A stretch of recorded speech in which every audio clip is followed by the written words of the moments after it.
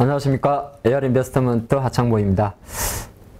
연휴 잘 쉬고 왔는데 하루하루가 좀 암흑 같습니다. 오늘은 또 코스닥이 4% 이상 하락을 했어요. 코스피는 지수는 조금 잡아준 것 같습니다. 지수만 잡아줬지만은 역시나 뭐 최근에 또 좀 아픔을 줬던 네이버 카카오 같은 경우는 바닥을 찾지 못하고 있고, 또 자동차주마저 사실 버팀목 중에 하나가 자동차주였는데, 자동차주도 어떻게 보게 되면 밤새 미국에서 날아왔던 별로 안 좋은 소식, UBS가 뭐 GM이라든지 포드라든지 이런 약간 전기차 기업에 대해서, 전기차 기업이 아니라 기존 전기차 업체인데, 아니죠, 기존 자동차 회사인데 전기차 쪽으로 전환하는 기업들에 대해서 뭐 결과적으로 경기 침체 이슈가 있기 때문에 앞으로 전기차라도 별 수 있느냐, 그런 이슈가 있다 보니까 뭐 자동차 좀 아주 약했는데, 사실 뭐 또 가장 큰 이벤트를 앞두고 있는 시점에서 나스닥은 지금 2년 내 최저치로 내려가 있고, 또 약간 지난주에 약간 우리가 희망을 줬던 달러화도 좀 많이 올라 버렸고, 또 장중에는 채권금리도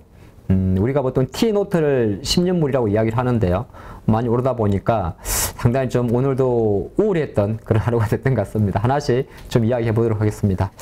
자, 오늘 장 소회는 제가 이렇게 한번 적어봤는데, 제가 항상 이제 찐시황 할 때 저는 이제 첫 번째 한 글을 적는데, 미운 오리 새끼의 지수 버팀목. 누가 미운 거지? 다 밉죠. 푸틴도 밉고, 바이든도 밉고, 시진핑도 밉고, 다 밉죠. 근데 이거는 이제 시장 관점에서 지수 버팀목이라는 장이 있으니까, 아, LG엔솔 이야기구나, 이렇게 이야기할 수가 있어요. 그죠? 왜 밉냐고? 일단 상반기 같은 경우에는 LG엔솔은 혼자 강하니까. 또는 LG엔솔이 혼자 강해가지고, 다른 한편은 다른 종목들이 약하니까. 근데 조금 10월 저버려서 바뀐 거는, 어쨌든 10월 거래에서 지금은 초반입니다만 외국인들이 거의 삼성전자를 사고 하이닉스 사고 LG엔솔도 같이 산다는 겁니다. 불과 9월달 이전만 해도 일각에서 그런 이야기 했죠. 뭐 올해 1월달도 마찬가지였고, LG엔솔 사기 위해서 하이닉스 팔고 그런 흐름이었는데, 어떻게 보게 되면 LG엔솔은 강합니다. 근데 이 강한 것 자체가 어떻게 해석해야 될지에 대해서 의견은 되게 분분한데, 일단 그거를 제가 하나씩 좀 살펴보는 LG에너지솔루션을 조금 집중적으로 한번 정독하고 정색하고 분석을 한번 해보는 게 어떨까 싶어서 그걸 좀 준비를 했고요. 오늘은 제가 한 50분 이상 시간 동안 여러분들 미리 예고를 좀 해드리겠습니다. 뭘 할지를. 그래야 여러분들이 또 함께 하시기에 좀 편하실 것 같아요. 오늘은 그 개인들 매매 비중을 보는 법을 하나 좀 같이 공부를 해보겠고, 자동차주가 어떻게 해야 될까, 자동차 현대 기아 포함해서 자동차주 이야기를 한번 해보겠고요. 또 아마 많은 투자자분들이 원자력 관련주에 많이 조금 힘들어 하시는 것 같아요. 뭐 대표적인 두산 에너빌리티, 뭐 또 이렇게 해서 원전 관련 이야기, 그리고 또 약간 변동성 중에서 조금 변동성이 좋았던 게 네옴시티잖아요. 네옴시티 관련주들. 오늘 빠진 게 저는 되게 기분이 좋던데요. 어쨌든 그 이야기들, 또 로봇 관련 이야기, 또 여기에 또 하나가 많은 투자분들이 갑자기 북과 러시아 전술핵 이야기가 나오는데 왜 방산주는 못 갑니까? 그래서 방산주 이야기하고 많이 준비했네요. 그리고 또 게임 엔터주까지 같이 이렇게 한번 우리가 알찬 시간 갖도록 하겠습니다. 여러분들 잠 집중해 주신다면 조금 제가 지금 말씀드린 게 한 8꼭지 정도가 되니까 조금 스피드하게 달려볼게요. 자, 그래서 이제 첫 번째 볼게. 이번 주 가장 큰 화두가 목요일 날 발표된 미국의 물가지표죠. 딱 보십시오, 여러분들. 기대치가 있습니까? 없습니다. 왜요? 8.3%였는데 기대치가 8.1, 물론 0.2도 되게 중요한데, 여기서 포인트가 뭡니까? 월간입니다. MOM 기준으로. 이거는 연율이고요. 작년 동기 대비, 작년 9월 대비고, 그러니까 MOM 기준 8월 대비해서는 오히려 0.2% 전망입니다. 그래서 절대치와 상대치가 같이 있는데, 시장은 사실 절대치도 중요한데 상대치도 중요하기 때문에 일단은 9월의 물가는 잡히지 않겠구나, 이렇게 보는 겁니다. 그래서 지금 미국에서는 다음 달에 금리 인사할 확률이 거의 안 떨어질 것 같습니다. 현재로서는. 그래서 80%를 유지하고 있죠. 두 번째는 또 연준이 그냥 물가도 봅니다만은 식료품과 에너지를 뺀 코어 CPI를 보는데, 코어 CPI도 여전히 높아요. 6%면 이거 엄청 높은 겁니다. 엄청이란 표현 자체가 너무 상대적일지 모르겠지만은, 그렇기 때문에 이것도 보게 되면 지금 예상이 6.3에서 식료품 에너지를 뺐는데 의외로 또 증가하는 거예요.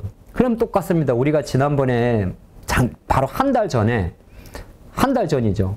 예, 금리 올릴 때 9월달 금리 올리면서 우리가 난리가 났잖아요. 베이지북 이제 점도표에서만 4% 찍어놓고, 그때 뭐 때문에 올라갔느냐? 코어 CPI, 그러니까 쉽게 말해서 그냥 CPI 식료품 에너지 뺀 거예요. 뭐 가솔린 가격 내로 다 뺐는데 주거비였잖아요. 주거비가 뭔데? 주택담보대출. 자꾸 주식담보대출이라 그래. 주택담보대출, 모기지 레이트죠. 모기지 레이트죠. 그러니까 모기지론에 대한 부담이 좀 있다는 겁니다. 그래서 딱 보면 9월 소비자 물가지수는 기대치가 없습니다. 근데 중요한 건 뭐냐 하면 지금 이걸 시장이 반영하고 있느냐 하고 있지 않느냐에 대한 이유인데 제가 판단할 때 일정 부분 반영하고 있습니다. 그렇기 때문에 지금 미국의 국채 수익률은 다시 올라와 있고 달러가 다시 강세를 보였으며 미정식 기술주들이 와르르 무너졌겠죠. 네, 그렇게 일단 보는 게 좋을 것 같습니다. 그리고 두 번째가 아까 LG엔솔 이야기인데 LG엔솔은 되게 비싸요. 이게 한국투자증권의 리포트인데 5천억 정도 실적 발표가 나왔죠. 그럼 지금 올해 이제 2022년도 기준으로 대략 매출액이 지금 보게 되면 이제 A는 2021년도니까 작년에는 뭐 연간 해가지고 연간 7천억 정도 나왔죠. 7천억, 10억이니까. 근데 올해는 지금 1조 4천억 정도를 전망을 한단 말이에요. 근데 여기에서 조금 중요한 건 뭐냐 하면 LG엔솔은 지금 제일 비쌉니다. 글로벌 전기차 관련 기업 중에서. 우리가 보통 주가 수익 배율이라고 하는 시가총액을 순이익으로 나눈 거죠. 순이익으로 나누면은 지금 155배가 나와요. 그러니까 LG에너지솔루션을 지금 7,200억이잖아요. 연간으로 보면 7,200억인데 시가총액이 112조니까 112조 나누기 7,222를 하면 155가 나옵니다. 그러니까 옛날 약간 테슬라 밸류에이션 1000배 할 때만큼 비싼 거예요. 비싼 건데 여기서 조금 주목하는 것은 LG에너지솔루션의 진가는 뭡니까? 24년, 25년 후에요. 왜 그러냐면 지금 미국에 얼마 투자했죠? 뭐 상당히 20조 이상 투자했죠. 그거 전부 다 내년부터 빠르면 내후년부터 양산 들어가는 거 아닙니까? 그런 관점에서는 물론 이 추정치지만은 한 2년 후가 되게 되면 매출 같은 경우가 44조까지 보는 거죠. 물론 비싸요. 그렇게 해도. 근데 실제적으로 44조 정도로 커져갈지 중간에 어떤 변수가 생길지는 알 수가 없어요. 그죠? 근데 영업이익은 무려 3조 원대를 따블이 띱니다. 그러면 지금의 시가총액 112조로 계산하게 되면은 여기서 이제 얼추 2배수, 3배수가 증가하니까 155를 3분의 1토막을 내는 거죠. 그러면 얼마 나옵니까? 50이 나오는 거예요. 아, 그러니까 50 정도면은 약간 뭐 비싸도 할 수 있습니다만 가장 중요한 것은 LG에너지솔루션이 지난 금요일날 실적을 발표했음에도 어느 정도 오늘의 사랑을 받은 것은 삼성전자, 예를 들어서 LG전자는 다 실적이 부진했지만 엔솔은 5,300원이 나왔기 때문에 오히려 반응했지 않나 그렇게 보는 거고. 근데 조금 더 이것만 놓고 보면 좀 그러니까 얼마나 비싼지를 다른 피어 그룹들과 비교를 하기 앞서가지고 아까 말씀드린 북미 쪽으로 한번 보도록 할게요. 자, 한국투자증권 자료입니다만 LG에너지솔루션이 2022년도 국가별 배터리 용량입니다. 기가와트 아워를 읽게 되는데 제일 흐린 게 아시아, 그 다음에 유럽, 노스 아메리카, 북미로 가는데 지금 보면 2022년 올해 같은 경우는 아시아 비중이 커져. 118기가와트. 예, 그 용량이니까 118이라고 봅시다. 그다음에 유럽이 한 68. 미국은 아직 이제 14. 거의 태동기인데 여기서는 이제 그다음 배수를 봐야 돼요. 실제적으로 지원과의 합작법인 관련해서 얼티세임즈가 가동을 되는 24년, 25년부터는 북미 쪽 비중이 14기가와트 아워가 280기가와트 아워로 무려 200배가 폭증을 하게 됩니다. 유럽은 한 40% 정도 증가를 하게 되고요. 아시아는 요 정도인데 숫자적으로 보면 거의 기하급 수준인 거죠. 그러니까 LG에너지솔루션은 어쨌든 간에 북미 쪽에서의 이슈 자체가 또 하나가 IRA 법안의 실질적인 수혜주잖아요. 이거는 뭐 특별히 우리가 뭐 새로 이야기할 필요가 없는 거죠. 미국 생산이니까. 물론 여기에도 여러 가지 이야기가 생길 수는 있어요. 뭐 중국산 원재료라든지. 하지만 이제 북미라든지 남미 쪽에서 원재료를 조달할 수 있는 확률이 높아지기 때문에 LG에너지솔루션은 이렇게 시장에서는 성장치를 높게 주는 겁니다. 높게 주는 건데 그러면 이제 아까 제가 말씀드린 것과 마찬가지로 과연 LG에너지솔루션이 어느 정도 글로벌 자리에서 위치하고 있느냐 기업 분석 오늘 하나씩 하고 가겠습니다. 자, 요새는 이제 왜냐하면 이 찐시장도 매 나올 때마다 제가 컨셉을 조금씩 바꿉니다. 시장은 매일 변하기 때문에 조금 하나라도 여러분들이 밤늦게 이 귀한 시간에 오늘 장 미국 내려 올라요, 폭락해요, 뭐예요. 그거 맨날 하는 건데 그게 뭐 중요하지만은 그래도 뭐 우리가 하루하루를 지나면서 뭔가를 남겨놓고 공부를 해놔야만이 나중에 꼭 이 기업이 아니다 하더라도 알 수 있지 않겠습니까? 그 컨셉으로 좀 더 가겠습니다. 그럼 보는 방법인데 이제 상대적으로 한번 분석을 해봤는데요. 제가 분석한 건 아니에요. 대신 해석은 할 수 있죠. 자, 블룸버그 기준으로 지금 2022년도 기준으로 PER 주가 수익 배율, 시가총액을 순이익으로 나눈 겁니다. 우리가 보통 배수를 하고죠. 한국은 지금 10배가 안 됩니다. 8배 정도 돼요. 근데 그거는 필요가 없고.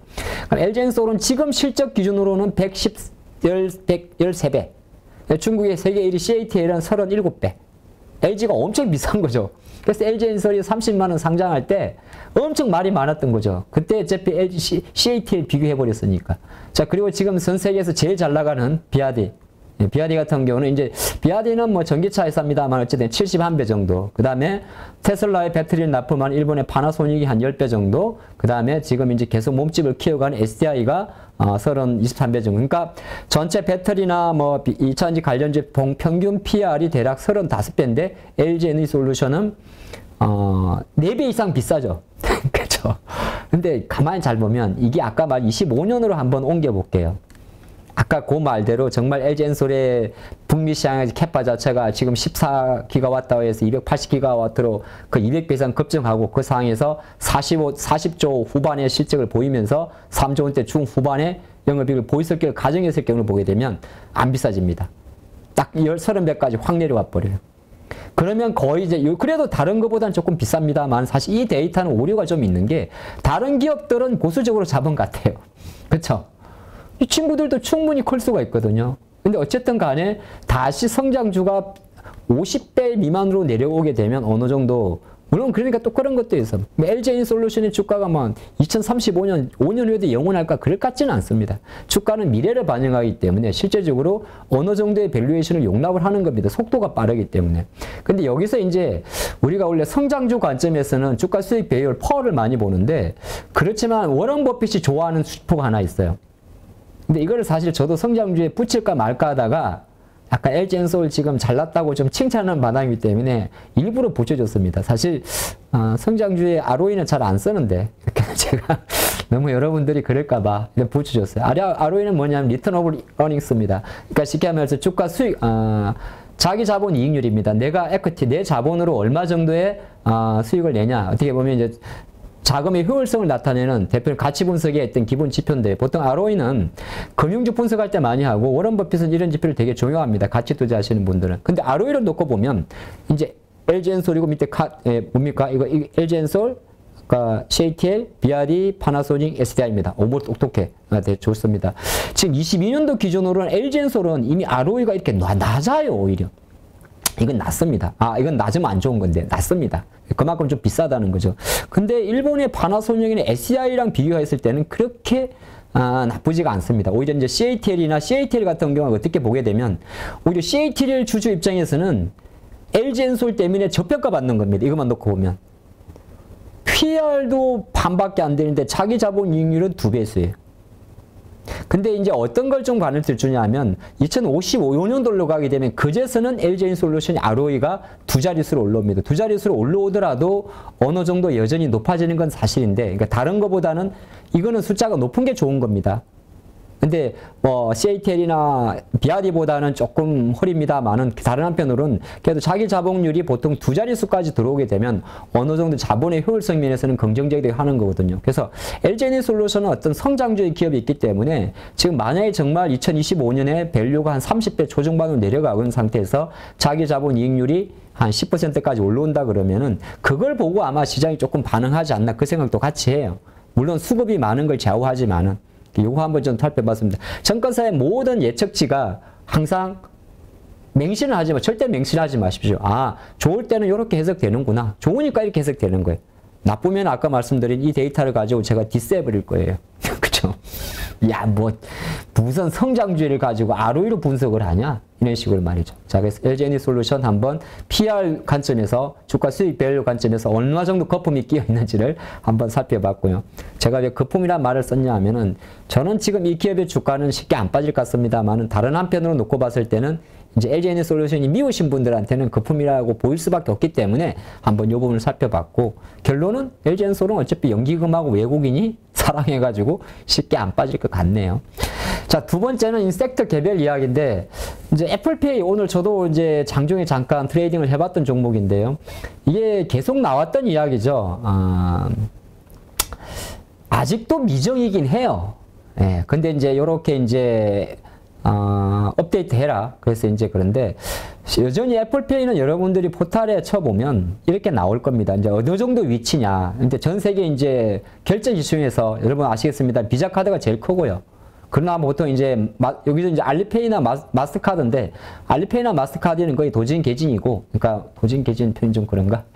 옥신각신 그 정도 순이고, 시장에서는 애플페이의 어떤 시장 그 MS를 그러니까 결제 기준이겠죠. 거의 지금 2위 정도가 된다고 해요. 그만큼 애플페이의 한국 상륙은 생각보다 의미가 큽니다. 근데 많이 아시겠지만 그동안 많이 뒤처졌던 게 애플은 어떤 기업이죠? 도둑이에요. 그쵸? 사실 그렇잖아. 뭐 에이서스 우리 한국도 막 에이서 센터가 있어. 수수료 많이 먹어. 삼성은 100원 팔아서 20원 남겼다고 좋아하면 애플은 100원 팔면 500원 남겨 먹어요. 50원. 그렇죠? 그러니까 애플은 또 수수료도 마찬가지예요. 지금 1% 때린대. 그때 누구한테? 결제 대행에서. 근데 삼성페이는 거의 무료예요. 그래서 삼성페이가 빨리 우리나라에서 커질 수밖에 없어요. 저도 안드로이드 폰을 씁니다만은 거의 무료로 진행한단 말이에요. 삼성은 왜 그러면 손해가 가면서까지 이걸 하겠어요? 그건 삼성이기 때문에 MS를 늘리는 거. 근데 지금 실제적으로 이 결제 두 가지인데 결제 수수료 부분을 누가 부담하느냐. 보통 애플 같은 경우는 카드사한테 부담하라 그래요. 네? 근데 이제 현대카 이거를 흡수할지는 알 수가 없어요. 근데 현대는 이것까지 갖다 주게 되면 머리 아파요. 품지 안 품을지는 알 수가 없습니다. 두 번째. 우리가 많은 삼성페이 같은 경우는 실제적으로 NFC 그냥 갖다 대면 되죠. 단말기에. 근데 애플페이는 이 NFC라 그래요. 근거리 무선 통신. 아마 우리 여러분들 NFC 버튼 누르는 게 있거든요. 눌러보면 아시는데, 그래서 국내 단말기 같은 제가 알기 20%가 안 된다고 해요. NFC 단말기가 돼 있는 것 자체가. 그럼 단말기 설치 비용은 누가 낼 건데? 애플은 또 금방을 뜹니다. 근데 애플이니까 미국 기업이니까 말 좀 편하게 또 금방을 떨리면 야 그거 니들이 해. 카드사가 하던가 뭐 이렇게 해.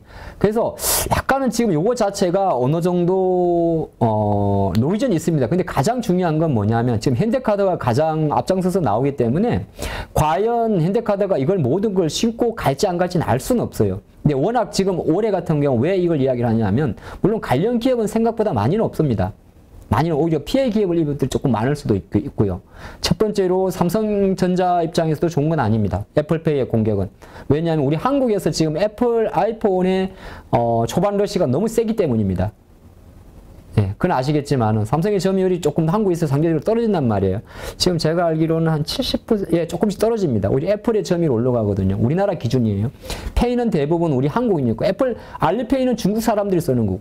이게 3위밖에 할 수 없는 게 중국이 전 세계 인구의 뭐, 한 3분의 1 정도 하죠. 4분의 1 정도. 그런 건데, 일단은 이런 문제 남아있기 때문에 확인할 수는 없는데, 중요한 거는 이 내용에서 포인트는 뭡니까?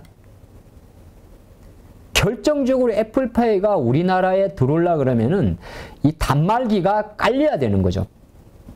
그럼 단말기 관련 기업이 제일 먼저 움직이는 겁니다. 그래서 아마 시장에서는 단말기 관련 기업들의 관련 기업 딱 한국 땡땡 정보라고 있죠. 그 기업의 변동성이 가장 컸던 것 같습니다. 그냥 이거는 특정 종목에 대한 이야기보다 11월 30일 전후라고 하니까 중간중간에 혹시 보신다면 여러분들이 애플페이 관련해서 시장에는 이것저것 많은 기업들, 소프트웨어들이 나올 거예요. 근데 항상 우리는 이런 테마주라 그러나 이런 섹터들은 사실 이거는 대장주가 없는 거잖아요. 그렇죠? 기업군이 많은 것도 아니고 그런 기업들은 확실한 거 하나만 하시는 게 가장 좋다는 겁니다. 단말기가 핵심이라는 거죠. 예, 그런 말씀 좀 드리겠고, 자 나머지는 이제 오늘의 사연은 제가 보니까 로봇 관련 기업에 대한 사연이 하나 있더라고요. 이거를 살펴보도록 후만에 살펴보도록 하겠습니다.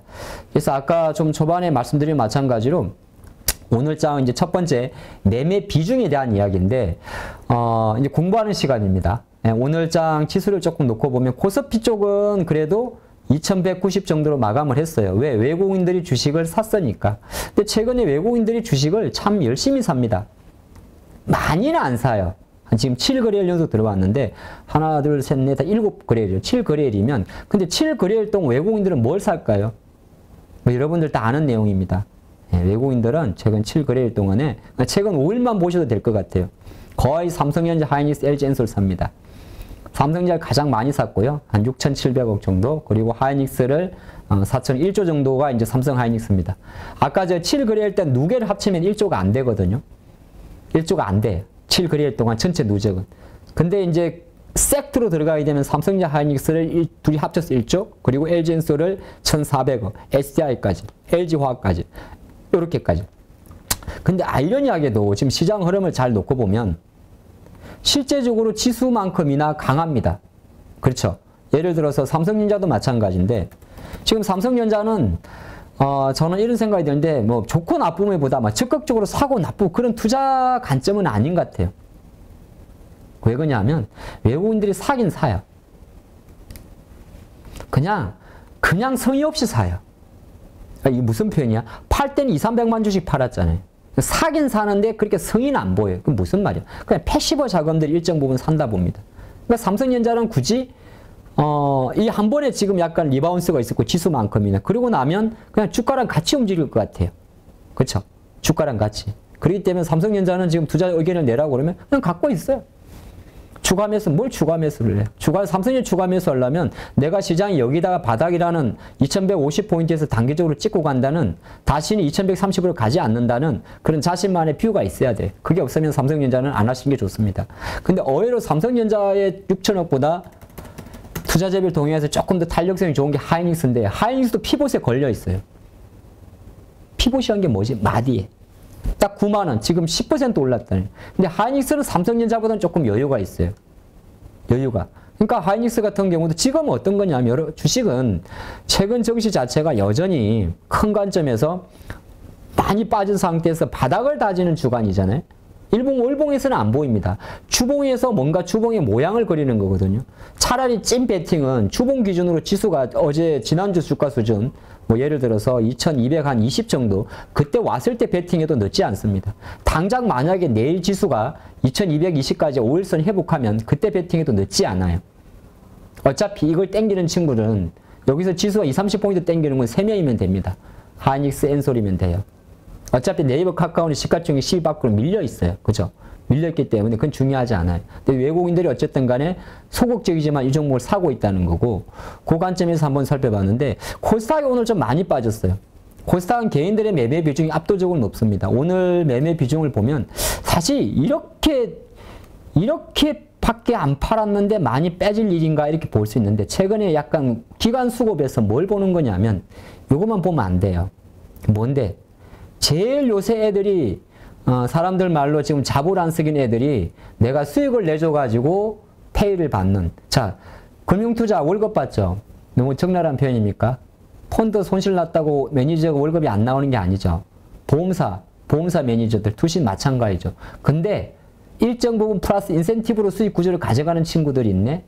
프라이빗 펀드, 사모펀드 쪽이죠. 사모펀드들의 이런 액티브 자체 상당히 액티브하게 들어옵니다. 오늘의 수급의 포인트는 사모펀드 매도예요. 사모펀드 매도.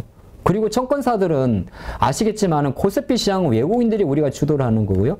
코스닥은 실제적으로는 개인 매매 비중이 높은데 개인 매매 비중보다는 오히려 기관들의 핸들링이 되게 큽니다. 연기금도 아니고요.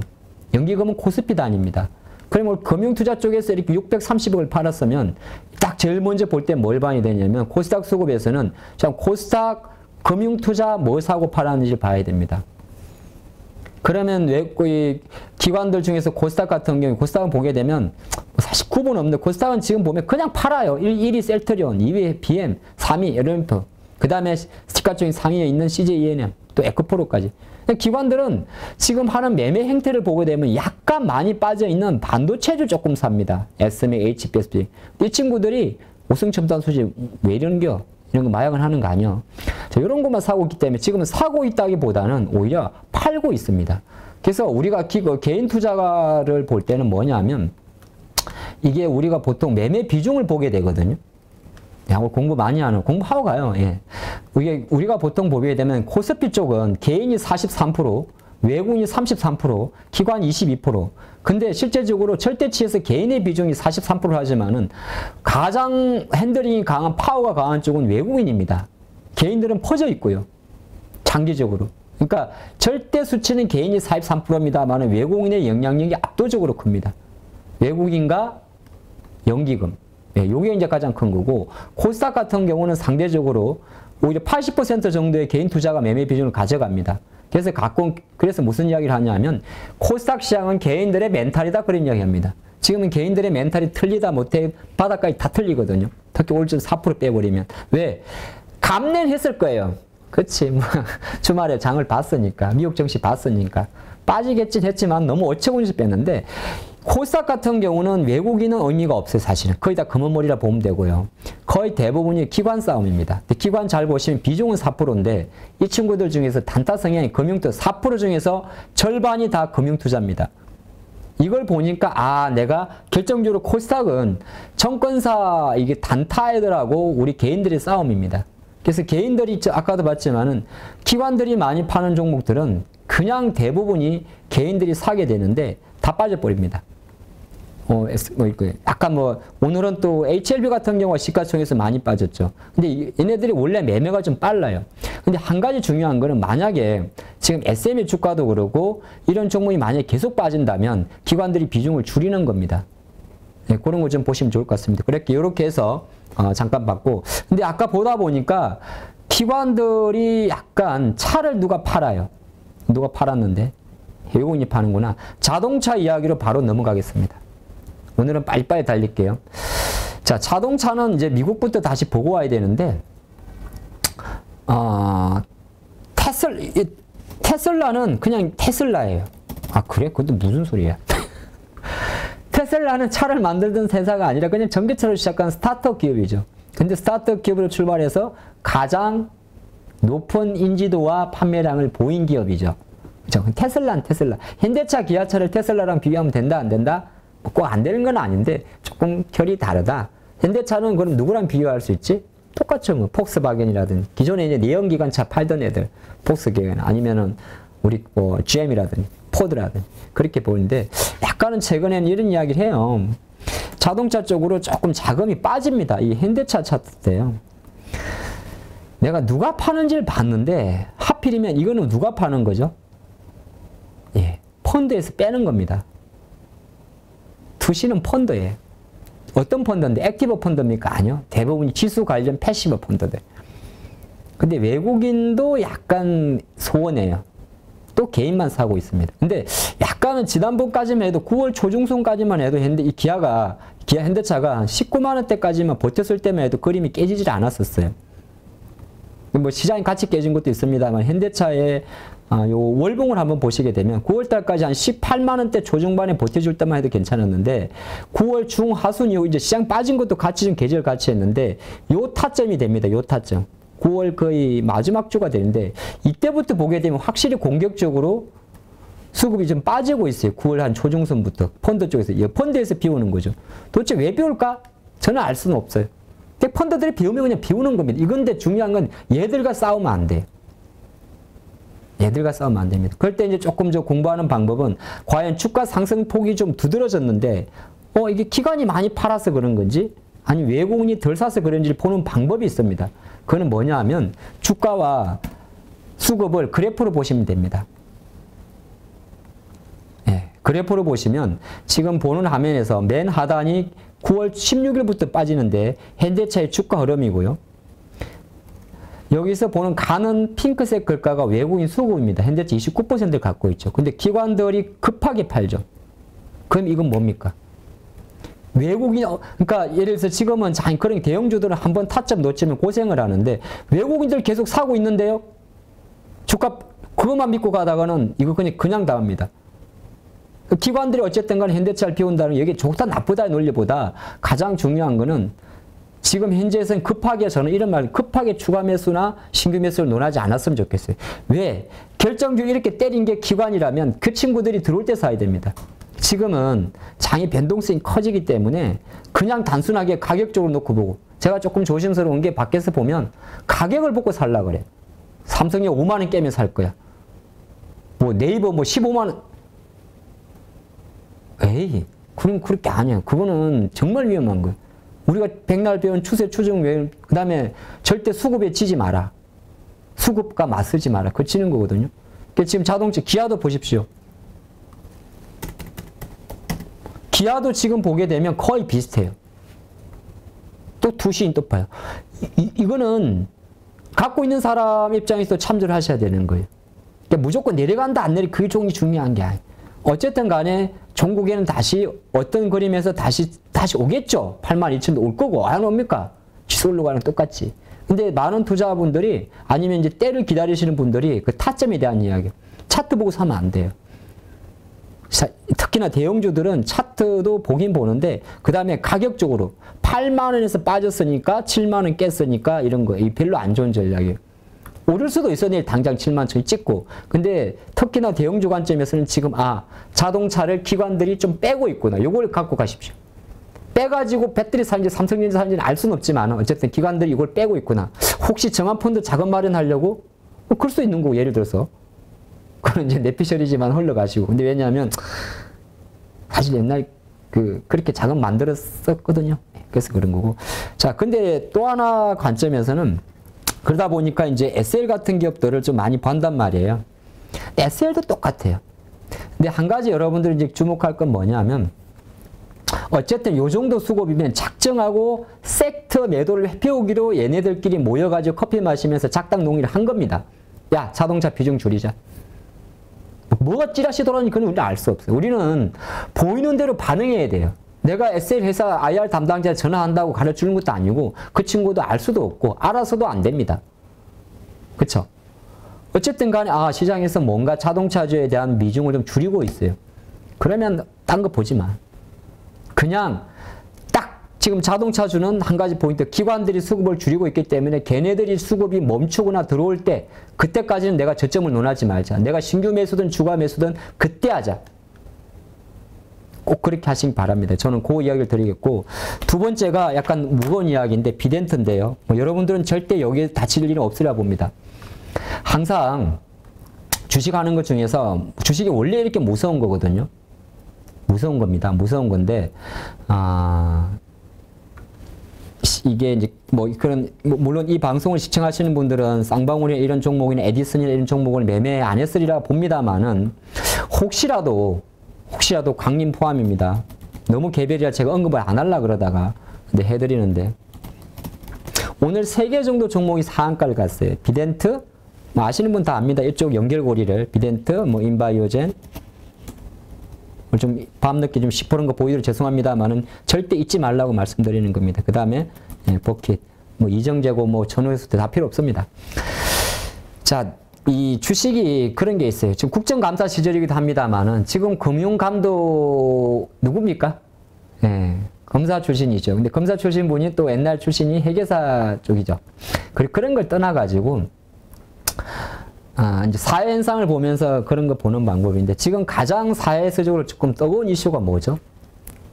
우리가 이제 좀 젊은 층 기준으로 주식도 많이 내렸지만 비트코인 열풍이었잖아요. 그리고 결정타를 떼는 게 뭡니까? 테라 열풍이죠.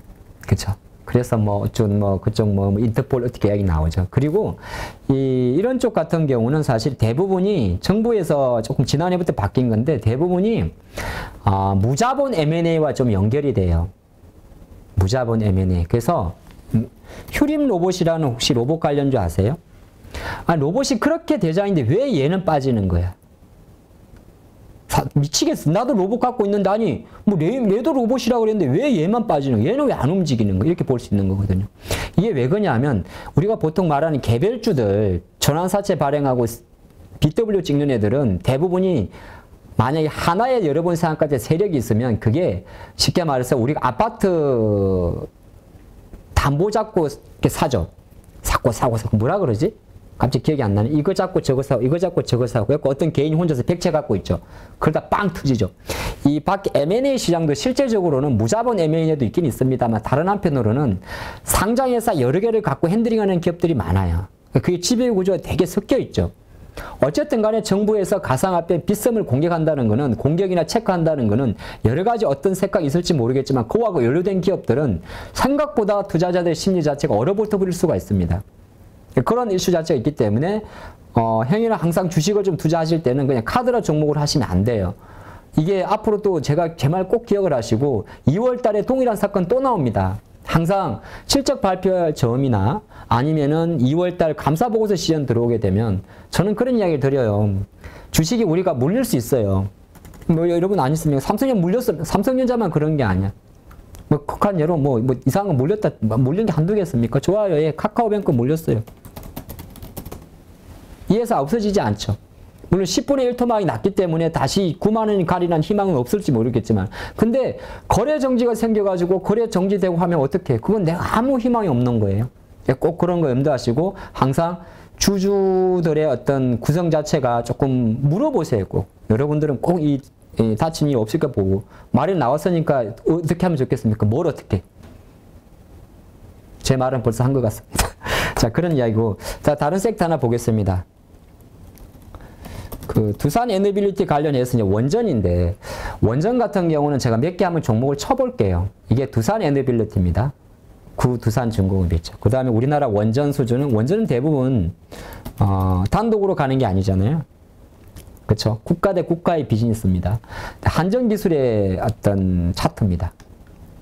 한전기술의 차트. 뭐 딴 거 볼 필요도 없습니다. 자, 가만히 생각해. 8만 원 하던 한전기술이 지금 5만 원까지 내려왔습니다. 그리고 이상하게 연초 접어들어서 저는 이게 되게 중요해 봤는데, 이 월봉을 가만히 보면 올해 상반기 기준으로 언론 기사 노출도가 가장 많이 나온 섹터 중에 하나가 원전이었어요. 근데 아이러니하게도 원전의 월봉은 우리나라 시장이랑 똑같이 움직였습니다.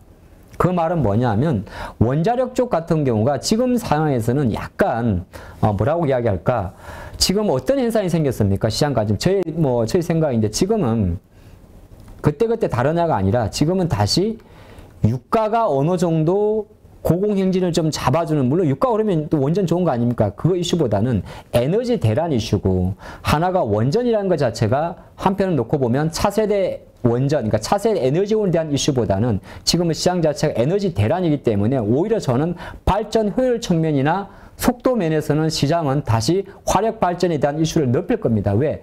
태양광 발전이나 풍력 같은 경우는 화력 발전의 캐파를 담당할 수가 없어요. 그런 관점에서 원전은 금방 짓는다고 짓는 것도 아니고, 사회적 이슈도 많이 생기는 거고, 그렇다고 친환경도 아니고, 여기에 원전 수주가 이루어지려고 그러면은 터키나 중동도 마찬가지고, 수주국들, 뭐 지난번에 잠깐 이집트 이야기했습니다만은 그쪽에서의 경기도 좋아야 되는 거거든요. 중국은 자체적으로 지을 겁니다, 건설을. 또 빌 게이츠가 말하는 소형 원전 같은 경우도 경기가 그나마 좋을 때 이야기예요. 그래서 제가 생각할 때는 에너지 관련 정책 중에서 원전이란 것 자체가 갑자기 말 바꾸는 게 아니라, 뭐 말 바꾸고 안 바꾸는 문제보다 우리는 대응을 해야 됩니다. 제가 조금 봤던 게 뭐냐면, 지금도 안타까운데, 뭐 대부분 다 안타깝지만은, 제가 주식이 지론이 있어요. 블락딜 나오면 뭔 이야기를 하도 안 믿습니다. 그래서 제가 주식을 할 때 블락딜, 인적분할, 합병, 어지간해서는 그 기업에 투자했던 기관 투자가들은 내가 투자할 수 있는 기업에 변화가 생기거든요. 그거는 우리뿐만 아니라 연기금도 마찬가지고 펀드 매니저들 마찬가지입니다. 그럼 제가 볼 때는 원전 같은 경우는 지금 오히려 원전보다는 차라리 풍력이 더 빠를 수도 있습니다. 왜냐하면 전 세계적으로 이 CS 윈드인데, 전 세계적으로 가장 견조한 나라가 어디입니까? 지수는 무너졌지만은 가장 튼튼한 나라가 달러를 가장 많이 갖고 있는 나라입니다. 미국이죠. 미국이 그러면 집중적으로 하는 섹터는 그나마 신재생 에너지라도 살아남습니다. 투자를 이어지니까. 미국은 실제적으로 유가를 올린다고 해서 오히려 바이든이 유가를 바라는 게 아니기 때문에 원유 셰일가스 기업들이 증설을 하질 않습니다. 않은 상태고. 자, 그런 상태에서 봤을 때 원전 같은 경우는 상대적으로 풍력한테도 뒤처질 수도 있습니다. 물론 이제 에너지원은 다르겠지만. 시장 관점에서도 지금 두산 에너빌리티라든지 이런 기업들은 생각보다 조금 파고가 깊어질 수 있을 것 같아요. 물론 이것도 내용은 똑같아. 현대차 투자 전략과. 똑같아. 근데 또 한 가지 기억할 거는 장이 지금 내려왔잖아요. 아까 자동차 이야기 하다 말았는데, 내려오면 지금 보지 않은 중소형주 있죠. 한참 오래 걸립니다.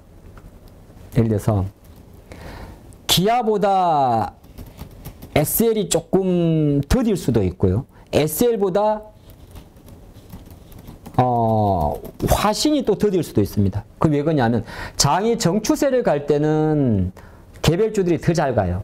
가벼운 친구들이. 근데 지금 같이 빠졌을 때는 처음에는 큰 자금이 들어와야 되기 때문에 개별주 쪽에 들어오는 덩치가 작은 쪽보다는 큰 덩치가 먼저 들어옵니다. 그 원전도 마찬가지죠. 만약에 다시 원전이 돌아선다 그러면 지금 한전기술보다는 두산 에너빌리티가 대장이니까 두산 에너빌리티 쪽으로 기관 수급이 들어와야 됩니다. 그때 에너토크가 가든 뭐가 가든 중소형주들이 갈 수 있어요. 그러니까 그 지금 같은 경우는 오히려 내가 에너토크라든지 시가총액 작은 종목들을 갖고 있으면은 이거 보죠. 여기가 저점인가 추가 매수하면 안 됩니다. 웬만해서는 여러분이 자신 있게 주식을 살 수 있는 섹터가 없었겠지만은 약간은 원전에 대한 힘 자체가 조금 빠져 있다. 요걸 조금 보시면 좋을 것 같고요. 자, 다시 조금 속도를 내보죠. 주말에 나온 이슈 중에서 어떤 이슈 나왔냐면 현대차가 1조 들여가지고 만든 게 보스턴 다이나믹스라는 회사가 있습니다. 자, 현대차의 보스턴 다이나믹스 또는 미국에 있는 5개 스타트업 로봇 기업들이 이런 이야기합니다. 그래, 우리의 터미네이터 스카이넷은 안 된다. 이게 무슨 이야기지? 로봇이 군수용으로 만드는 건 우리가 용납할 수 없다. 근데 그거는 사실 항상 나올 수 있는 이유예요. 로봇이, 그러니까 쉽게 말해서 우리가 영화에서 본 것처럼 로봇이 군사 쪽으로 너무 진화하게 되면 그것 자체가 오히려 그러니까 민수 쪽을 만드는 로봇은 민수 쪽으로만 간다는 이야기예요.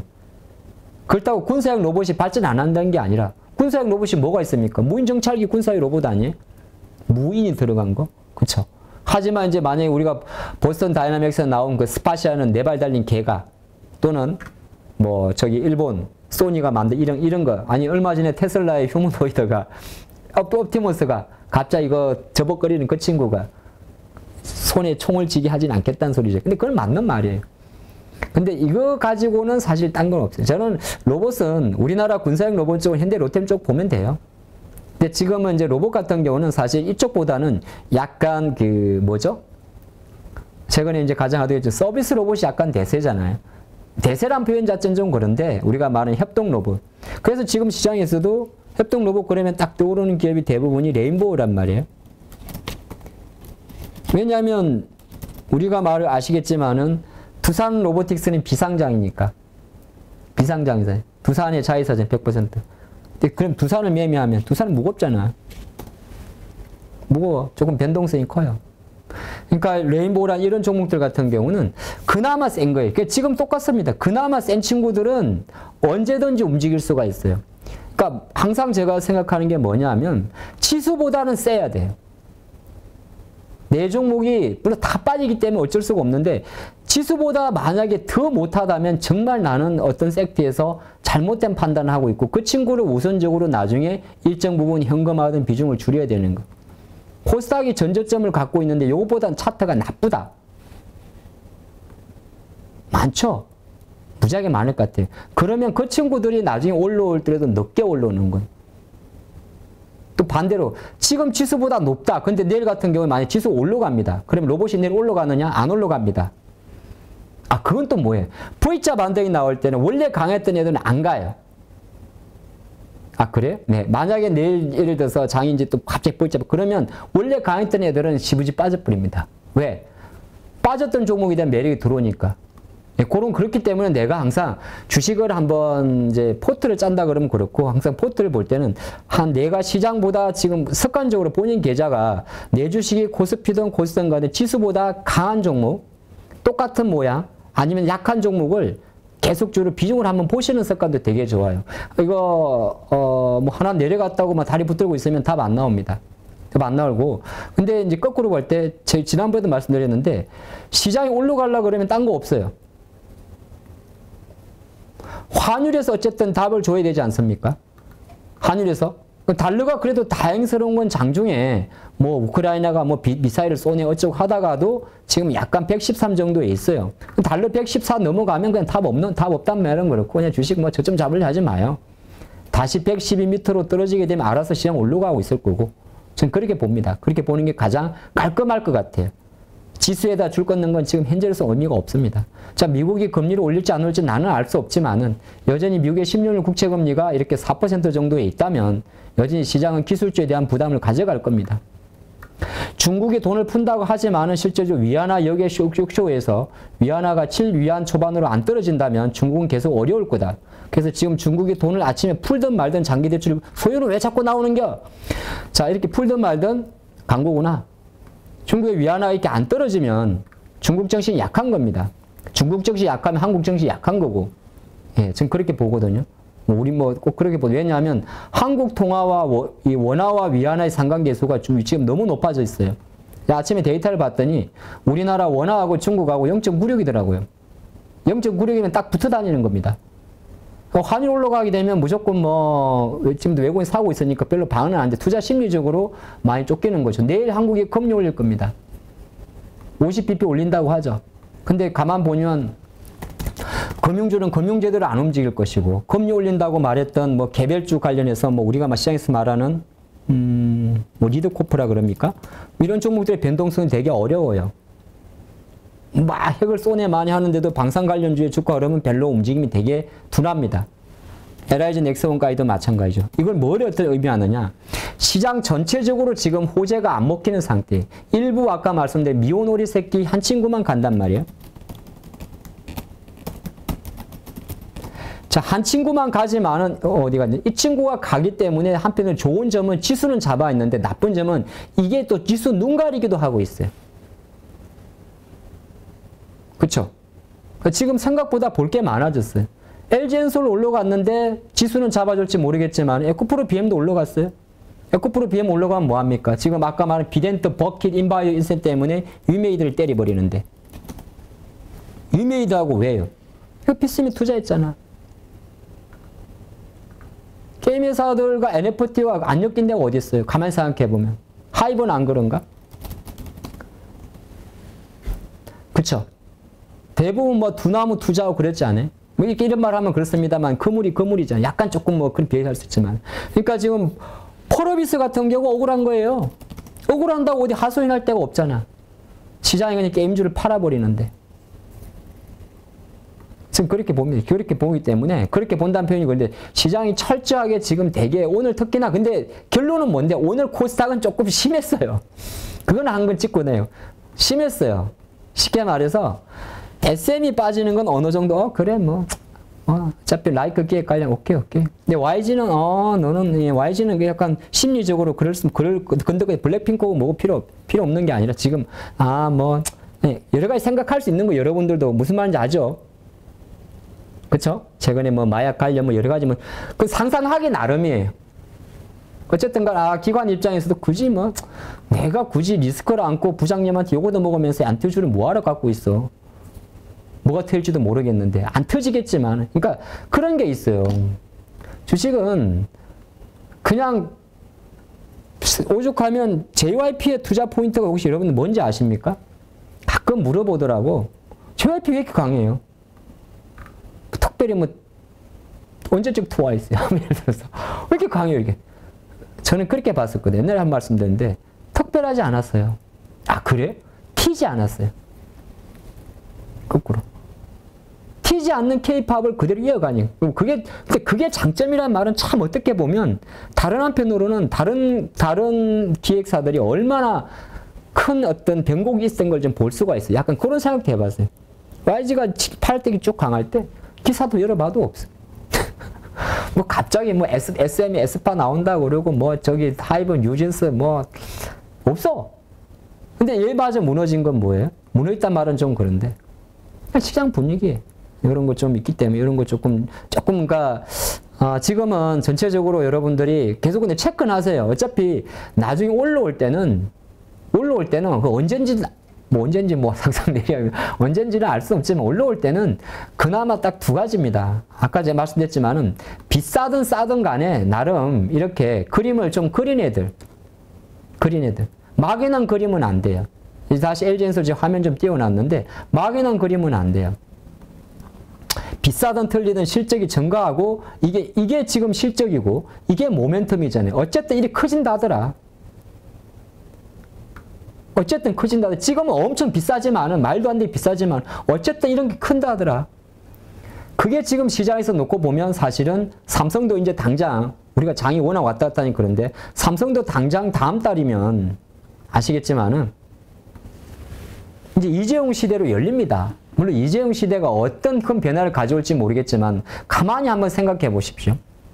제가 조금 그런가? 03350 00350 맞네. LG그룹이거든요. 구광모 시대라 그래가지고 구광모 LG 회장 2016년도에 이제 자기 이제 회장 자리를 침해하는데 실제적으로 지금은 주가 많이 빠졌습니다만은 구광모 시대의 LG그룹은 무려 시가총액 자체가 한 4년 만에 50조 정도로 커졌습니다. 자, 정의선 회장 쪽도 마찬가지예요. 정의선 회장의 취임 이후에 거의 제가 알기로는 100조 원 시대로 커졌어요. 전체 계열사인 실적 기준, 아까 LG는 시가총액 기준. 사실 삼성전자 이재용 시대의 본격적인 서막을 알리는 거지. 물론 그동안도 계속 아버지 이건희 회장 돌아가시고, 뭐 사실 직함만 부회장이지, 회장이 직회를 하긴 했습니다만, 그게 또 다른 거죠. 앞으로 삼성의 새로운 이제 시대가 어떻게 될지는 아무도 알 수 없어요. 파운드리라는 건 상당히 시간을 가져갈 거고. 그래서 저는 그래도 그나마 삼성이 가장 중심은 삼성바이오는 끌고 갈 겁니다. 그래서 이것 때문에 이재용 부회장이 아시겠지만은 감옥살이까지 하고 왔던 거죠. 그쵸? 말 사준 것 때문에 여러 가지 있겠습니다만.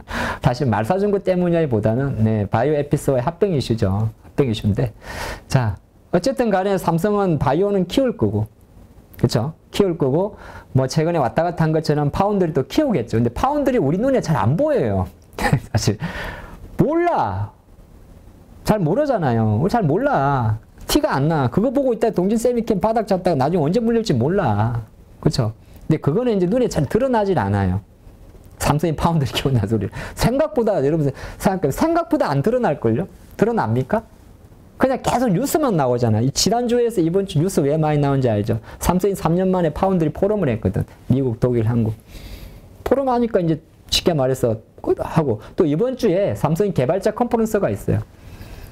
애플도 하지만 삼성도 합니다. 근데 거기에는 이제 삼성의 소프트웨어라도, 삼성은 사실 소프트웨어라고 할 만한 게 좀 없는데, 뭐 거의 아마 홈시어터? 이쪽으로 가야 갈 건데, 어쨌든 삼성의 차세대 먹거리를 기다리는 분이 되게 많아요. 뭐 구름에 100조를 투자하면 거의 다 반도체겠죠. 근데 그 하부 조직에 있는 게 그게 로봇이잖아요. 어쨌든 로봇이, 삼성 로봇 중에도 정말 구체적으로 보면 그냥 웨어러블 로봇이에요. 그러니까 제가 몇 번 말 삼성 일렉트로닉이에요. 삼성전자야, 회사가. 삼성 차도 아니고 삼성 반도체도 아니고 삼성전자예요. 그럼 결정적으로 전체 매출의 절반 정도는 반도체 이상이 끌집니다는 새로운 먹거리 같은 경우는 약간 이제 백오피스를 해줘야 되는 거잖아요. 그러면 그게 이제 로봇 같은 경우도 마찬가지거든요. 자동차 제조회사들도 로봇을 할 것이고, 현대차, 보스턴 다미엘, 테슬라 로봇, 그쵸? 그 다음에 가전회사들도 한다면 LG도 마찬가지, 클로이 하잖아요. 그쵸? 이렇게 클로이 같은 경우도 LG의 서비스 로봇이란 말이에요. 그래서 약간 그런 관점을 보시면 좋겠다는 생각을 하고 있기 때문에 로봇 관련 섹터들은 사실 지금 시장에 나와 있는 로봇 관련주들 정확하게 보게 되면 국산화 성공해가지고 제대로 자리 잡은 기업을 보는 관점에 조금 다릅니다만은 사실 생각보다 몇 개 없어요. 일본이 우위였거든요. 근데 뭐 기어드모터 이런 거 하다가 그나마 국산화 잘 만들어가지고 자리 잡은 로봇은 아직은 손꼽혀요. 대표적인 SPG 같은 경우는 실제적으로 국산화에 성공을 했고요. 그래서 감속기 쪽에서. 근데 나머지 기업들도 계속 연구를 하고 투자를 한다는 거잖아요. 아까 우리 이제 오늘의 사연에 같이 좀 보겠습니다. 오늘 사연에 아마 로봇 관련주 제가 저도 많이 말씀드렸는데 힌탑스라는 기업을 한번 좀 보죠. 주가가 잘 가다가 좀 빠졌어요. 근데 항상 이런 생각을 좀 하시면 좋을 것 같아요. 어차피 얘가 빠진 거는 가만히 있어요. 34,000원 하다가 지금 3만원 깼으면 한 15%, 20% 빠졌어요. 그러니까 시장이 30% 빠졌어요. 근데 인탑스가 딱 보니까 이렇게 봐야 돼. 회사가 가장 중요한 거는 주가가 빠지고 나면 이제 아까 제가 LG 엔솔 이야기한 것처럼 회사의 성장이 먼저 이견이 있는가를 먼저 보셔야 돼요. 성장 이견이 있는가를. 그러면 매출은 대략 1조 정도를 찍어줘요. 영업이익도 700억, 600억, 뭐 800억 해요. 올해는 지금 상반기에 벌써 뭐 1분기 때 이거 뭡니까? 진단키트 잘 팔아가지고 어디한테? ST바이오센스 쪽으로. 어쨌든 1분기에 벌써 1,000억 이상 책이 났어요. 그러면 올해 연간 기준 예상치 1,300억 아니면 무조건 1,000억 찍는 거예요. 그럼 어쨌든 회사가 그런 거 있잖아요. 야, 처음에 얘네들 가전 사출 만들더니 갑자기 진단키트 한다더니 이제는 솔루엠이 있는 가전 가격 표시기, 마트 이런 거 한다더니 이제 또 로봇까지 한다 그러네. EMS라 그래요. 전자제품 생산기업. EMS를 한다 그러네. 그럼 회사가 어쨌든 간에 좋게 보게 되면 강다구가 있는 거예요. 강다고 가. 찍어내는 그게 있는 거예요. 그래서 주가도 과거적으로 한 번 정도 뛰다가 멈춰다 또 점핑하다 멈춰 또 점핑하다 지금 멈춰가는 과정에 있죠. 시장 영향도 있을 수가 있고 어떤 점핑을 했다는 건 뭐냐면 이 회사가 뭔가 하나씩 터졌다는 거예요. 이때는 아시겠지만은 진단키트. 그래서 지금 인탑스가 준비하는 건 아시겠지만 삼성 로봇 쪽이에요. 그렇죠? 그래서 주가는 지금 제가 볼 때는 이런 주식들은 수급적으로는 사실 별로 안 빠질 겁니다. 약간 기관 쪽에서 팔까 말까 좀 재고 있는데 아직까지는 요 들어온 힘 자체가 빠졌다고 보긴 좀 어려워요. 워낙 세게 들어왔기 때문에. 이런 기업들은 조금 보시다가 시장 이슈니까 만약에 저라면 다시 한 3만 원대 언저리를 좀 재타진할 때는 오히려 매수까지 논하는 것도 나을 것 같습니다. 밑으로 빠지면요. 밑으로 빠지면 할 말 없어요. 아, 그래? 예, 왜냐하면 지금은 이렇게 내가 사는 종목들은 굳이 여기다 저점 걸 필요 없다고 봅니다. 물론 그것도 되게 중요한데 그건 이제 본인 스타일이에요. 나는 두 자릿수 가면 일단은 판다. 그건 본인 성향이고. 근데 나가 좀 장기적으로 모두 사람마다 전략이 다르기 때문에 그건 조금 애매한 관점이고 어쨌든 이건 차라리 3만 원저리까지 올라오는 그림에서는 우리 매수도 조금 논해볼 수 있을 것 같습니다. 이야기 조금 길어졌는데 원래 좀 많이 길게 하죠. 그래서 시장은 뭐 사실 또 내일도 한번 열려봐야 될 것이고 근데 만약에 오늘의 힘이 딱 그 생각이 들었습니다. 저는 이런 약간 이런 뇌피셜인데 오늘 요렇게 해놨어요. 시장을. 삼성이 하이닉스 어쩌고 외국인들 얼마 판 것도 아니고 뭐 어쨌든 그래. 장중에 엄청나게 많은 이슈가 있었어요. 참 코스닥은 종가 저가로 그거에 투매가 나왔어요. 이 상태에서 내일장 포인트는 내려가면 밑에는 아무것도 없어요. 2150 지지는 찾는다고 그건 뭔 의미가 있어. 내일의 포인트는 코스피는 5일선 지지하냐 못하느냐 그렇게 봅니다. 저는. 지금 오늘 기준으로 한 2200 초반 되는데 올라가면 2200포인트 돌파하냐 안 착하냐. 못 가면은 그냥 의미 없어요. 밑으로 다 열려 있으니까. 코스닥은 그러면 마찬가지인데 오늘의 시가 자리를 가냐 안 가냐 이렇게 봅니다. 내려가면 아무것도 없어요. 왜 아무것도 없다고 말하죠? 없으니까 없다고 하죠. 없잖아. 없어요. 뭐 보는 차는 같다. 제가 볼 때는 밑으로는 없습니다. 없다는 말이 뭐 이렇게 작대기 하나 받쳐둔 게 없어요. 예. 그리 보는 게 좋을 것 같다. 그래서 약간 오늘 밤 미국 증시는 이제 아마 여러분들 이 시간 정도면은 미국장이 열렸을 것 같은데 이틀 정도 얻어맞았으면 제 생각은 그렇습니다. 뭐 다른 악재도 많았습니다만 이틀 정도 그마에 때렸으면 모양은 이렇게 생겼지만은 지금은 약간 모양이 변척이 많거든요.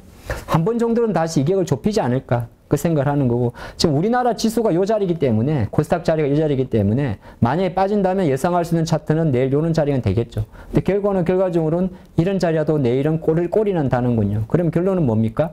제가 뭐 미리 이걸 찐상해서 지금 하루하루 예상할 건 아닙니다만 올라가면 5일선 안짝의 세복이요. 내려가면 꼬리입니다.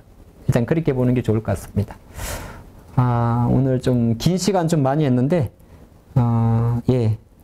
좀 저희가 중간중간에 제 뭐 사실 어떤 특정 섹터에 대한 이야기 자체는 항상 참조용으로 이용하시고 여러분들 지금 조금 어려운 장의 좀 지속인데 오늘 장 그거 하나는 꼭 기억하고 가십시오. 그래도 항상 내 종목이 시장보다 강한가 약한가 어느 정도 위치인가 그리고 그 종목이 하나만 갖고 있지 않기 때문에 그 종목들이 어느 정도의 밸런스를 유지하는지 그런 것도 되게 중요할 것 같습니다. 그래야 나중에 조금 더 사야 될 것과 이거는 정말 조금 포기해야 될 것 그걸 정리할 수 있을 것 같아요. 내려갈 때는 굳이 주식을 파지 마십시오. 다만 올라올 때 누가 먼저 치고 오는지 아니면 어때는 A가 오지만은 내일은 B가 가는지 그런 거를 절대 시장 피하지 마시고 눈 똑 띄시고 이 험난한 길을 잘 지켜보시기 바랍니다. 분명히 우리에겐 좋은 길 미래와 내일이 올 거라 믿습니다. 자, 내일도 양봉 마치겠습니다. 김종수 저자님 2021년도에 13억이라고 어떻게 그렇게 볼 수 있었을까요? 저도 단타나 초단타, 장기 투자도 다 해봤는데 제 성향상 그 세 부분은 다 실패했었고요. 주식 투자는 이게 평생 할 수 있는 직업입니다. 주식 투자를 그렇게 오래 하려면 무엇보다도 다른 사람한테 종목 이런 거를 의뢰하거나 추천받아서 하면은 오랫동안 할 수가 없습니다. 스스로 혼자 할 수 있는 그런 능력을 배워야 됩니다. 그래서 누구나 1시간 안에 200개 종목에서 좋은 종목을 고를 수 있는 그런 능력을 배양할 수 있도록 제가 도와드리려고 그렇게 하고 있습니다. 네, 이번에 8.15 머니톡에서 8.15 캠퍼스라는 교육 프로그램을 준비했습니다. 이제까지 방송을 하면서 느낀 게 너무 투자에 대해서 잘 모르면서 시작하시는 분들 그리고 준비가 되지 않으신 분들 그럼에도 불구하고 큰 돈으로 실전에 들어가서 돈을 잃는 분들이 너무 많다는 것을 알게 됐습니다. 이러한 분들 다시 한번 체계적으로 주식에 대해서 투자에 대해서 공부하고 지금까지는 돈을 잃었더라도 앞으로는 자신만의 어떤 투자 원칙을 세우고 돈을 벌 수 있는 그러한 계기를 만들고 싶어서 8.15 캠퍼스를 준비했습니다. 한국 주식시장에 맞는 투자법과 관련해서 단기 매매 혹은 초단타, 장기 투자 혹은 스윙 여러 가지의 방식들이 있는데요. 어떤 것이 옳다 그르다 판단하기는 좀 어려울 것 같습니다. 결국은 그 투자를 하는 사람의 성향이 어떤지 그리고 그 자금의 성격이 어떤지에 따라서 가장 본인에게 적합한 투자 방식을 찾는 게 필요하지 않을까. 그러기 위해서는 먼저 이러한 다양한 투자법들에 대해서 알아야지만 나에게 맞는 투자법이 무엇인지를 판단할 수 있지 않을까 생각을 합니다. 이론적이 아닌 실제 투자에서 큰 수익을 내신 분들, 자신만의 어떤 기법 혹은 투자 노하우를 가지신 분들을 첫 번째 대상으로 삼았습니다. 물론 그분들이 가지고 있는 투자 방식은 장기 투자일 수도 있고 스윙일 수도 있고 단기 매매일 수도 있는데요. 각 분야에 정말 특화된 어떤 실적을 가지신 찐 투자자, 찐 고수라고 볼 수 있는 분들, 이러한 분들을 선택했습니다. 그리고 전체적인 주식시장에 대한 이해, 그리고 투자자들의 심리, 특히 한국 주식시장의 데이터들을 훤히 알고 있는 거시적 관점으로도 시장을 바라볼 수 있는 애널리스트, 이코노미스트들도 8.15 캠퍼스와 함께 합니다. 이번 8.15 캠퍼스에서 첫 번째로 준비한 교육 프로그램은 2021년 시장 정말 힘들었습니다. 많은 분들이 공감하실 텐데요. 그 시장에서도 매달 1억 이상의 수익을 올리신 13억 이상의 수익을 낸 찐 고수시죠. 단기 매매로 그러한 수익을 내신 분입니다. 이분의 특징은 자신만의 원칙으로 종목을 발굴하는 기법을 가지고 계시다는 거죠. 이분의 교육은 단기 매매를 통해서 수익을 내고자 하시는 분, 그리고 현재 그렇게 투자를 하고 있지만 손해를 보고 있으신 분들, 이런 분들이 자신만의 단기 매매 투자 원칙을 확립하는 데 큰 도움이 되지 않을까 생각합니다. 네, 요즘 우리 김정수 저자님 인기가 아주 커지고 있는데요. 네. 댓글 보니까 깡통 형님으로 불리시더라고요. 예. 어떻게 인기 체감하고 있으신가요? 아, 예. 저도 뭐 댓글도 보고 전화도 여러 번 많이 받았습니다만은 제 책을 그 10번 이상 읽었고 유튜브를 뭐 몇 번씩 보셨다는 분들도 계셔가지고 무려 그 200만 횟수가 넘어갔고 오늘자로 보니까 230만 횟수를 돌파했습니다. 그리고 제가 다니는 헬스장까지 찾아오셔가지고 자기를 제자로 받아달라 뭐 이러신 분까지 계셔가지고 예, 한편으로는 당황스러웠고 한편으로는 고마웠습니다. 네. 이번에 교육과정을 만드시죠? 네네. 가지고 계신 그 투자의 노하우를 네. 정말 제대로 전달하기 위해서 네네. 좋은 프로그램을 만드는데 네네. 이유가 특별히 있으실까요? 아, 이게 주식 투자는 이게 평생 할 수 있는 직업입니다. 지금 워런 버핏도 90살이 넘으셔도 왕성하게 활동을 하고 계십니다. 그 주식 투자는 마우스만 클릭할 수 있는 힘이 있으면 누구든지 나이가 100세가 넘어서도 할 수 있고 우리 젊은 사람 기준으로 봤을 때는 앞으로 최소한 뭐 30, 40년 이상, 50년 이상 할 수 있기 때문에 주식 투자를 그렇게 오래 하려면 무엇보다도 다른 사람한테 종목 이런 거를 의뢰하거나 추천받아서 하면은 오랫동안 할 수가 없습니다. 스스로 혼자 할 수 있는 그런 능력을 배워야 됩니다. 그래서 스스로 할 수 있는 능력을 배워가도록 그렇게 책을 썼고 또 유튜브에서도 여러 번 이제 나와서 했는데 그것만으로 조금 부족하고 디테일한 부분을 자세히 설명 못하는 부분들이 있어갖고 제가 이 프로그램을 끝까지 성실하게 이수하시면은 누구나 1시간 안에 좋은 종목을 고를 수가 있고 또 나만의 필살기를 갖추어가지고 평생 그 낚시를 즐기면서 할 수 있는 그런 바탕을 마련해주고자 하고 있습니다. 그래서 깡통을 무려 12번이나 쳤지만 13번째 성공하고 14년대 무려 13억 이상의 돈을 번 제가 확신을 가지고 여러분을 도와드릴 테니까는 여러분도 저를 믿고 같이 따라와 주시면 좋은 결과가 있을 것으로 이렇게 생각이 됩니다. 이 교육 과정을 통해서 그 교육 과정을 수료하는 분들에게 꼭 이거 하나만큼은 꼭 가르쳐 주고 싶다, 도움을 주고 싶다 하는 게 있다면 뭐가 있을까요? 아, 그럼 물론 이제 제가 하루에 200개 종목을 12분의 1차로 이렇게 고를 수 있다고 여러 번 말씀드렸는데 이 프로그램을 이제 성실하게 잘 이수하고 공부하신 분들은 누구나 1시간 안에 200개 종목에서 좋은 종목을 고를 수 있는 그런 능력을 배양할 수 있도록 그렇게 프로그램을 짜고 제가 도와드리려고 그렇게 하고 있습니다. 한국 주식시장에서 장기 투자로 돈을 벌기는 쉽지 않다 이런 얘기 하시는 분도 있고요. 네네. 또 단기 투자 혹은 네. 단타를 통해서 돈을 벌기는 더더욱 쉽지 않다 네네. 이렇게 생각하시는 분들도 있거든요. 네네. 그런데 우리 김종수 저자님은 단기 매매를 통해서 네네. 수익을 내신 거잖아요. 네네, 13억을 그렇습니다. 보신 건데 네네. 그 단기 매매의 그 기간, 그러니까 네. 어떤 주식을 샀을 때 언제 파시는지. 네네. 제가 이제 주로 장대 양봉이 형성된 그 세력이 돈을 넣은 그런 종목을 위주로 특히 또 그 턴어라운드 된 그런 주식만 사서 그 이익이 한 플러스 10% 정도 나면은 매도를 하는 그런 거를 이제 기계적으로 반복을 해왔습니다. 그래서 그 수익이 누적되다 보니까 굉장히 큰 수익을 낼 수 있었습니다. 그러니까 이번에 교육 네네. 프로그램에서 가르치시고자 하는 것은 네네. 한국 시장에 특화된 단기 매매 네네. 트레이딩 방식이라고 그렇습니다. 생각하면 되겠네요. 네, 맞습니다. 저는 저도 단타나 초단타, 장기 투자도 다 해봤는데 제 성향상 이제 그런 거가 맞지 않았었고 그 세 부분은 다 실패했었고요. 그 또 한국 주식 시장 상황상 단기 매매가 아주 적합하다. 이렇게 생각이 들어서 단기 매매에 집중해서 하다 보니까 이렇게 좋은 성적을 거둘 수 있게 된 것 같습니다. 어떤 분들이 단기 매매 투자에 적합하다고 보세요?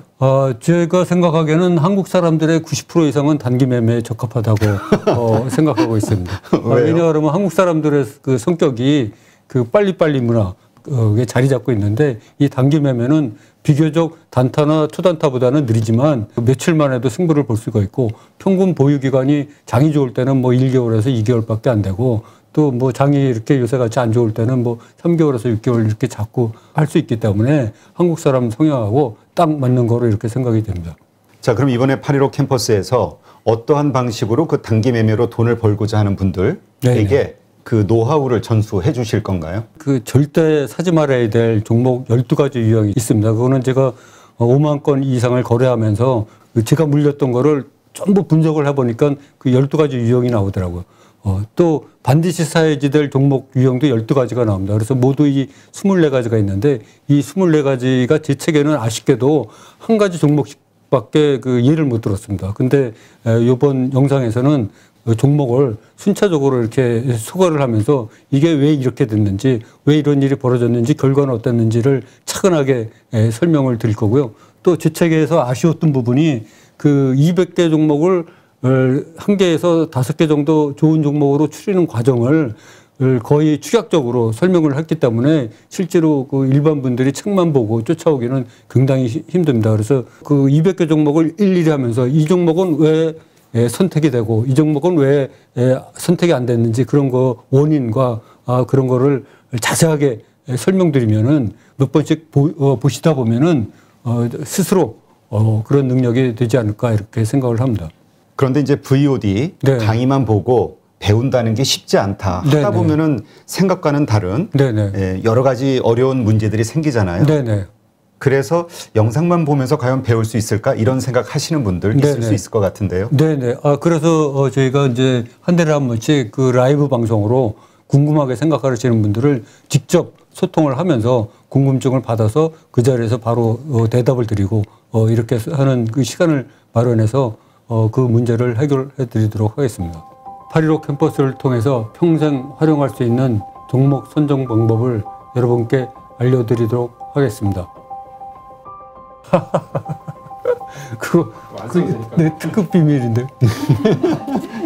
내가 이 공개 방송이라 갖고 수익률을 제대로 얘기를 못 하는데 이제 유튜브에 나와서도 그래서 내가 뭐 한 20% 30% 이상 그렇다는데 사실 내가 며칠 전에 계산해 보니까 작년에 이제 그 수익률을 따져 보니까 한 70% 이상 벌었더라고요. 그러니까 작년 상반기는 사실 수익률이 100% 이상이었어.